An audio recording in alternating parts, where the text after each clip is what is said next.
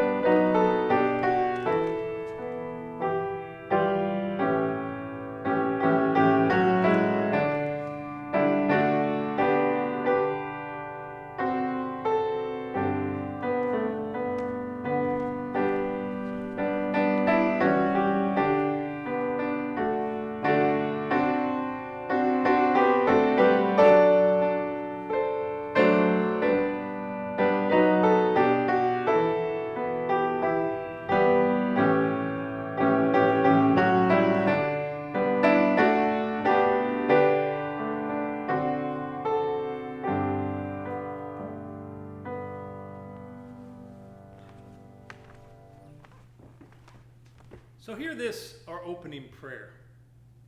God, you see us. You see our struggles. You see our difficulties. You see our possibilities. You see our promise. Connect the dots for us, O God. Soften the hard spots with your blessing. Call us in our wandering to hear you say our names. For you are a God who wrestles. And in the end, you always, always have a potential blessing. For this and so much more, we give thanks. Amen.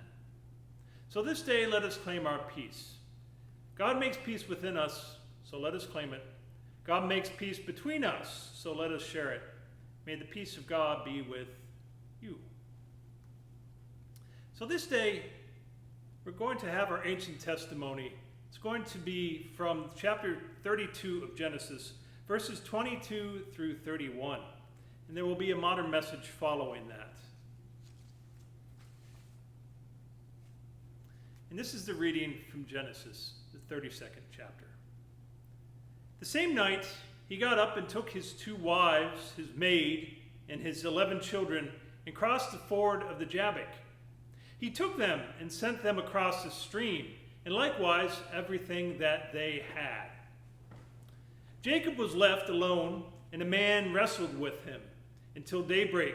When the man saw that he did not prevail against Jacob, he struck him on the hip socket, and Jacob's hip was put out of joint as he wrestled with him. Then he said, "Let me go, for the day is breaking." But Jacob said, "I will not let you go unless you bless me." So he said to him, "What is your name?" And he said, "Jacob."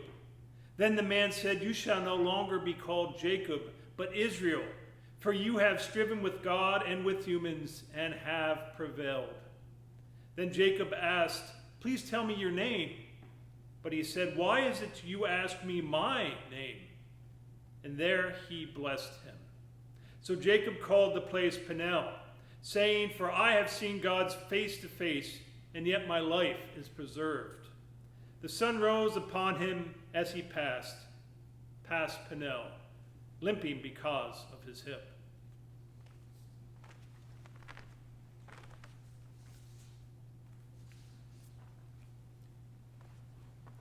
So as you can notice, if you've been with us the past couple weeks, I've been paying close attention to Jacob's story.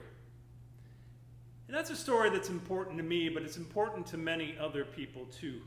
And one of the things that I believe you should give some consideration to is, what do you wrestle with? What do you struggle with? What do you struggle to get away from? What do you struggle with to gain something, or to wrestle something away from something else? So that's a way of gaining. But we can struggle with all types of things. We can struggle with addiction. We can struggle with too much of something, or we can struggle with not having enough as well. These times, I think, have taught us many of these things. One of the problems that I know I have, as well as perhaps many others too, is a struggle with consumption. Sometimes we eat too much. Sometimes we take too much into our electronic diet too. There are many things that we can struggle with, many things that we struggle and wrestle with. That's one of the reasons why Jacob's story is important. But you'll hear a couple other reasons why Jacob's story is important here today in this message called Wrestling Moves. So again, today is the story of Jacob. The full story of Jacob's life is full of traps and trickery, swindles and cheats, schemes and life-altering wake-up call dreams. Jacob's had several rivals that we've heard about over the past several weeks. One rival was born before his birth, as he and his twin brother sparred and fought in their mother's womb. Another rival came to be as Jacob faced off against a wily uncle. But today's reading tells of a true battle royale, a match that would wound and heal Jacob, disfigure and transform him, alter Jacob's character, and rename him as Israel. But before I get ahead of today's story, let's remember a bit about Jacob. One may remember some not so flattering things about him, that he is a swindler at times and a con artist who preys on other people. The backstory runs like this. Jacob is the third generation of a special family to whom which God makes a promise, that through this family a nation will come to be, and all the earth will be blessed. Despite trials and tribulations, and even when it seems impossible, God stays true to the promise. Jacob's first rivalry comes to be even before he is born, as he struggles with his own mismatched twin while in their mother's womb. His brother Esau is born first, but Jacob is clinging to his heel, trying to wrestle himself into first place. From this act of grabbing Esau's heel, the second son has his character revealed and his name bestowed. He is called Jacob, the Hill. As his name Hill implies, Jacob becomes a bit of a trickster and a bit of a lowlife, a rogue and a con artist, getting by on his wits and relying on his cleverness to dupe others. The rivalry deepens as the first confrontation with his brother Esau happens. Coming in from the hunt, Esau is starved. Jacob tricks Esau into trading his status as first son for supper. But this rivalry gets kicked up to a whole nother level as Jacob the Hill tricks his blind and dying father and cheats Esau out of the possessions, wealth, and head of family status that was intended for Esau. At this, Esau is enraged, and Jacob runs off far and fast in order to save his own skin, rather than face his brother's wrath. Jacob flees into the wild and desolate places of life where he very well should have died. Instead, he has a dream, an numinous wake-up call, when he becomes aware of the sacred operating in his life. Another rival presents himself soon after as Jacob emerges from this desolate journey that he was on in the wilderness, and while he is looking for a wife. Jacob has constantly used his wits and his cleverness to his own advantage, cheating anyone he can.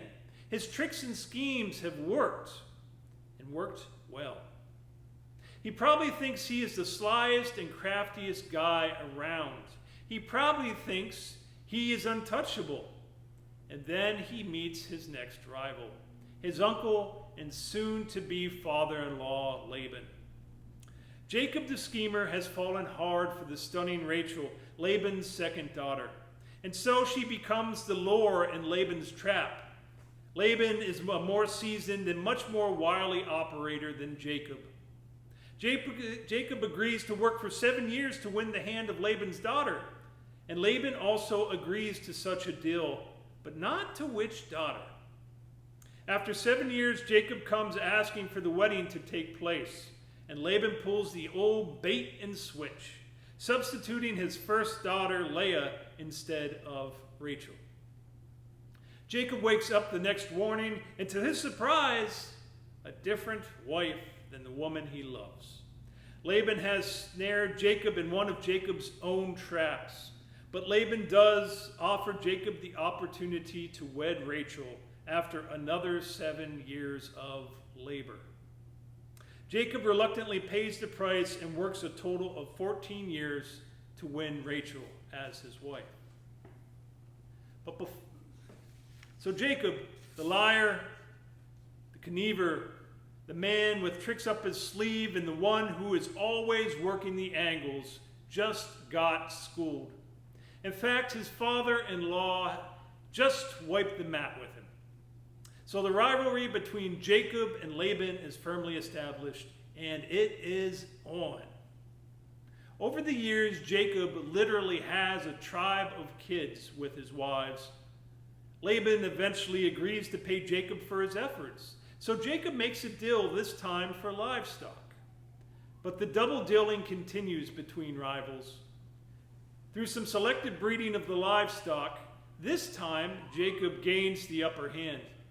His wealth grows exponentially, and Jacob, sensing trouble, knows it is time to go again. So he turns towards the place of his birth with his large family, servants, wealth, and livestock in tow, and makes a hasty exit. Laban gives chase.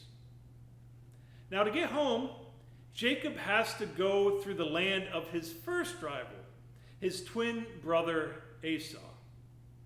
And they did not part on good terms. In fact, Esau had promised to kill him the next time he saw him. He's stuck between a rock and a hard place. So, with one rival in front of him and another behind him, Jacob begins to plot and scheme again. We know that he is self-serving and he's self-preserving. He's a swindler looking to save his own skin. He's a man who pushes things as far as he can, lapping up every benefit for himself and then running before he has to face the consequences. So Jacob sends Esau a bribe. Esau doesn't take the bait, as he has seen Jacob operate one too many times. Jacob learns that Esau has set out with 400 men, a literal army, to greet his estranged brother. And Jacob panics. He divides his caravan into two, figuring if they are attacked, at least some could get away. Before him, he sends waves and waves of presents to meet his brother as he approaches. Then he sends his family across the river. All of these gifts and his family will act as a buffer between Jacob and Esau's potential wrath. Jacob is now alone. This situation is identical to a time earlier in his life when he was fleeing his brother and childhood home. Now he is looking to re-enter the land of his childhood, and his brother is coming for him again. Jacob is exhausted from being on the run. Last time, the divine met him in a dream. And here's where we pick up the reading for today. But Jacob stayed behind by himself, and a man wrestled with him until daybreak. When the man saw that he could not get the best of Jacob as they wrestled, he deliberately threw Jacob's hip out of joint. The man said, "Let me go, it's daybreak." Jacob said, "I'm not letting you go till you bless me." The man said, "What's your name?" He answered, "Jacob." The man said, "But no longer. Your name is no longer Jacob. From now on, it's Israel, God wrestler.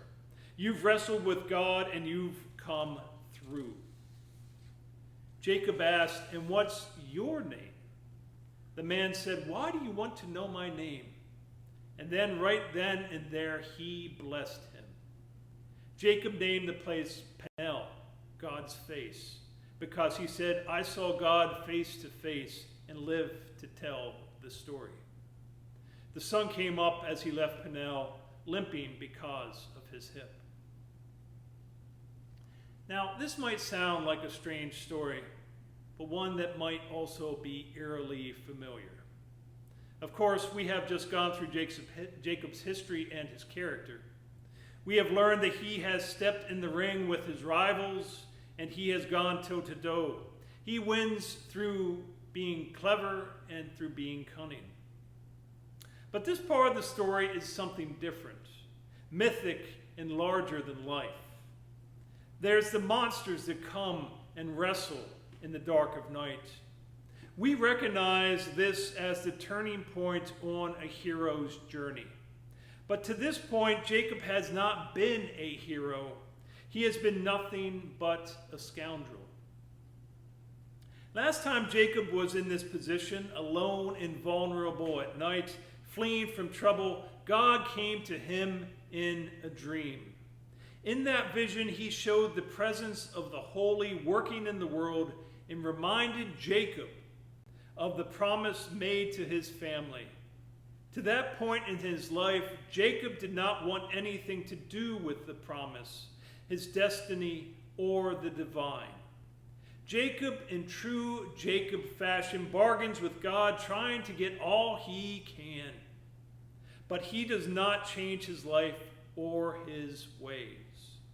He does not live into the promise, but the divine stays with him just the same. Now, Jacob's past dealings, those shady dealings, and his character are ready to catch up with him again. This time, no dream comes. No visions, no. This time, Jacob goes from learning about the presence to feeling it's locked around him. Jacob has moved from mere visions to an embodied embrace. Something is felt and very, very real. So Jacob wrestles all night with a presence in the dark. He has no hope of winning. Maybe he's ready to do what he had always done when things don't look good. Run. Run away far and fast. But this time, he can't, because his hip is out of place. Jacob has no choice but to stay. It is true that Jacob is cunning and only looks out for himself. Remember, his name actually means hill, but he also received that name for another reason too. He grabbed a hold of his baby twin's brother's heel and never let go. And through all the wrestling moves, through the embrace, through the submission holds, Jacob never lets go. Then the presence says to him, "Let me go, it's daybreak." Gritting his teeth, Jacob says, "I'm not letting you go till you bless me." The presence said, "What's your name?" He answered, "Jacob." The man said, "But no longer. Your name is no longer Jacob. From now on, it's Israel, God wrestler. You've wrestled with God and you've come through." Now, this conversation, too, may seem a bit odd, but still a bit familiar. As the darkness begins to turn to light, the presence is ready to go, but Jacob refuses to let go, so the presence asks, "What is your name?" And he says, "Jacob." Remember, Jacob means hill. By answering with his name, he is talking about his character and his past. He is actually answering, "I'm Jacob, the hill, the trickster, the deceiver, the lowlife, the self-interested, the trickster, the trap setter, the backstabber, the scoundrel." The presence says to him, "No. No, you are no longer Jacob or those things. You are no longer who you were. You are now ready to accept your place. You now have a new name, a new purpose, a new destiny, a new identity. You are Israel, the one who struggles with God and man and comes through. The one who wrestles with God and goes the distance." And Jacob becomes Israel. Wounded, he is healed. Disfigured by a limp, he is transformed. He accepts the place in his family and in the world that he has always rejected. No longer the manipulator and schemer, Jacob, Israel is born to become a blessing for all. Maybe you too have had those hard times at night when everything seems to descend. The churning inside your brain and in your guts never stop. Maybe it's a personal crisis. Maybe it's about a decision or a situation. Maybe it is about the anguished and angry questions about suffering in the world or for loved ones. These are dark times when you are in the ring wrestling. You feel alone, confused, uncertain, perplexed, haunted, hurt.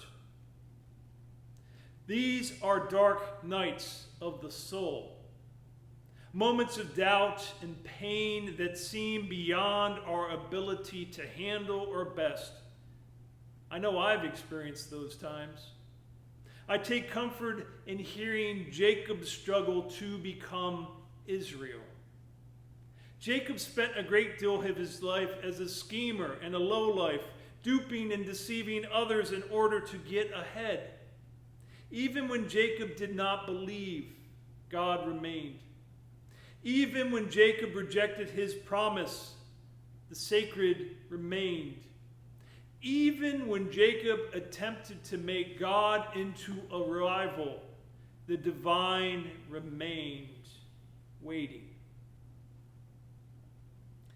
As Jacob's past and character prepares to catch up with him again, as darkness falls, he is alone, looking to get away and flee from the consequences of his acts. He is seized. He struggles, and during the tussle, his hip is dislocated, and he can no longer run. So now he must stay. Through wrestling and holding on, he confronts who he has been and learns he has the potential to be so much more. He emerges from the struggle limping but healed. No longer Jacob the healed, but Israel the one who struggles and persists. So, this day, may you realize that the struggle with God and important questions is not a sin, but a sign that you care about the outcome. May you understand that no matter how dark the night, hold on, for dawn will come.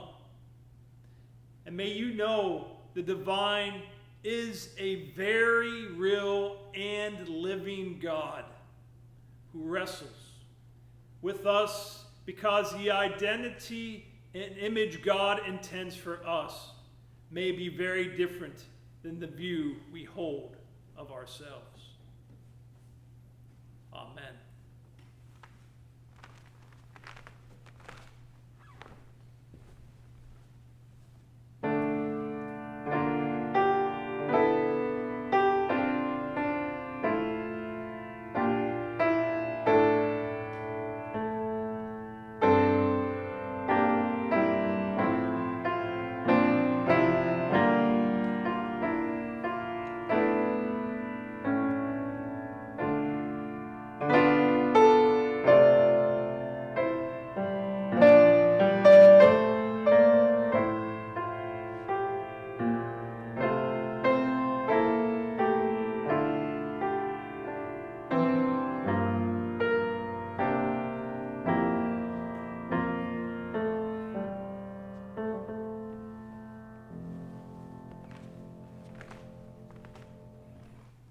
So this is the first weekend, the first Sunday, and we typically do communion here at the First Congregational Church of Swanzey on that Sunday. But we will not be doing that today. I had asked at the beginning of the service if you have a mask to be able to get that. And if you don't happen to have it yet and need to go get it, I'm going to talk about some of the masks that I have with me today. And hopefully this will make sense. Many, many years ago, when I was working in the paint plant, I had a mask, a respirator. I still have it with me almost 2 decades later, 15, 20 years later. But that's one such a mask. But I want to talk about the masks that I use now, and the ones that have come to me recently. This is a mask that I got at the hospital about a week ago when I went to see a patient who needed some support and some help. This is a mask that I was given at an assisted living facility to go in and to be able to speak again with somebody. This is a mask that I was given by hospice, an N95, so I can go and visit those people. They're in the midst of their last days, their own end of life, being able to walk with them as they die. You will see other masks here. These are masks that are made, have been made many actually by my own wife, Marge. These are the masks that I wear into the world going grocery shopping or when I go to see just other people in other situations. So my wife is out there making masks and keeping people safe. So I want to read from this book I talked about last week called Emerge. And this is a blessing for all those masks. All these masks that cover us, cover our face, and keep people safe. So this is by Mary Luty called Blessing for a Face Mask. God of health and wholeness, of neighbor love and kindness, bless this mask, my slight shield against great ills. Bless the fabric that repels the drops, the ties that go behind my ears, the wire that fits snug against my nose, the folds that cup my chin. Make me grateful for my mask, even when it makes me hot, even when I look funny in it, even when I'm dying to take it off. Bless me also, and everyone who, for their own and others' sakes, put on this holy inconvenience every day, our minds made up to love. Amen.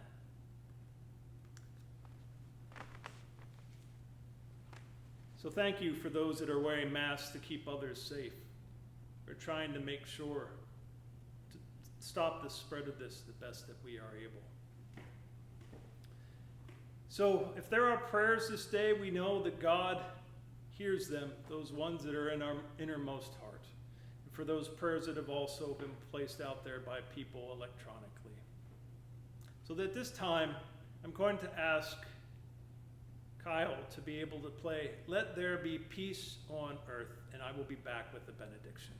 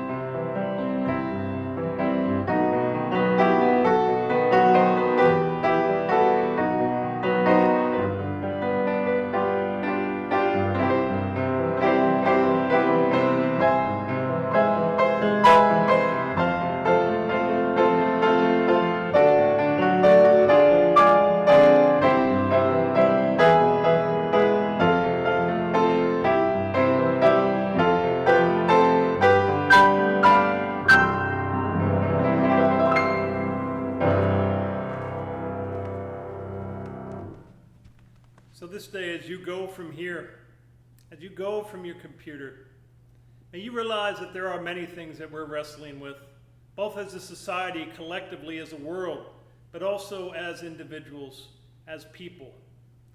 May you realize that sometimes what it takes is for us to hold on, to grit our teeth, to not run away, and to deal with the issue that's right there, right in front of us.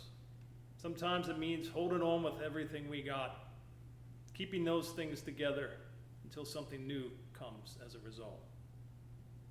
So what is found, may it be something of love and joy, and may it always bring greater peace.